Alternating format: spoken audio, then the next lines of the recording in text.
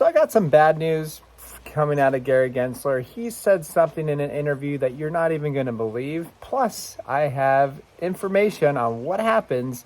Sorry, it's raining here. What happens when the U.S. government prints lots of currency? What happens to the crypto market? I'm going to get into all that, but please first like and subscribe. And subscribe to our CT Club. It's down below. You get our trade alerts, portfolio updates, and much more. We've been buying a lot of micro caps lately. They've been doing great. Okay, so let me get into this.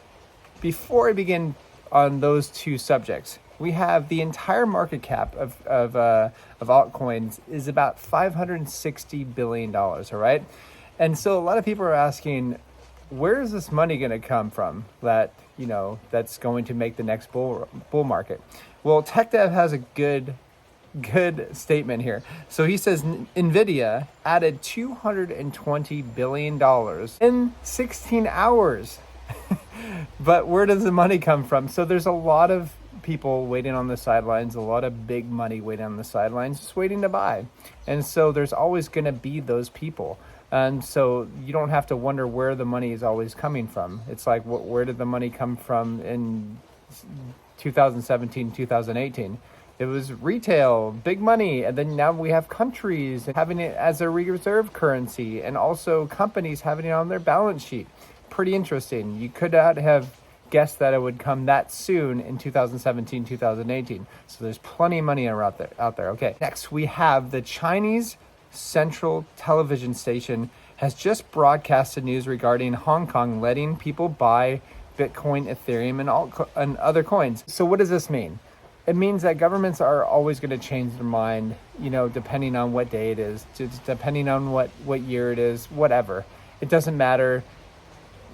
Governments can't ban crypto. They just can't. You can't shut down an idea like this. And there's going to be huge money to be made regardless of what government's going to do. But you know what? Ride the wave, the Chinese wave. So now you have a lot of Chinese coins. They could do really well now, depending on, who's going to be buying this. So now we have, this is from Library. And you know what? I feel kind of bad for the Library. They're just getting picked on big time. But they say something, they brought up what Gary Gensler had to say, right? So they said, U.S. regulators aren't misled. They are not making innocent mistakes. There's not a misunderstanding or factual disagreement, all right? They're just lying psychopaths. I agree, because look what he said. This is when Gary Gensler was interviewed, okay, by Tom Barkin. He says, Tom Barkin asked Gary, can you comment about the dispute with Coinbase about the rules on crypto? Why doesn't the SEC want to publish rules for that market? Gensler says, this is really bad news for the US. Really bad news. Tom, the rules have already been published. He's lying. They haven't been published. So literally he's letting crypto companies run blind in the US, just waiting to fall in traps set by the US government. Really evil. Next, we have the Fed that's going to print $4 trillion in 2 years. Last time when the Fed printed trillions in 2020, Bitcoin went from $3,800 to $69,000 in less than 2 years.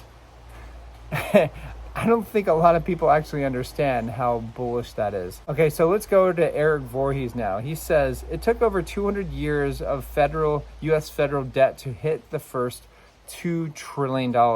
It now takes 1 year for every additional $2 trillion. So every year, another $2 trillion. And that number is going to keep spiking up and up and up. Like, a lot of people don't understand this. Like, a lot of people that were worried about the debt ceiling, and maybe it's not going to be raised, whatever. Guys, we haven't seen anything yet with the amount of printing that's going to be going on. And Heidi and I have been saying this for years now, ever since first day I started on this channel, because I knew that inflation was going to go ravage, all right? And there's no stopping this currency printing. So now, Eric Voorhees, to end this, he says, consider that GDP is 25% comprised of federal spending. So each dollar government spends is going to help make GDP look like it's rising. Yes. So the higher GDP grows, potentially the more debt is being created, right? So now, even so, the federal debt is growing much faster than GDP. So Eric Voorhees, he knows what's up. He knows what's going to happen. So do I. This is one of the reasons why Heidi and I started this channel, is to inform others and educate people on this. And keep in mind, Bitcoin is your savior, essentially. That's the best inflation hedge the world has ever seen. So if you want to protect yourself from what the government is doing and will continue to do nonstop, buy some Bitcoin. Anyways, that's all I have. Talk to you soon. Bye.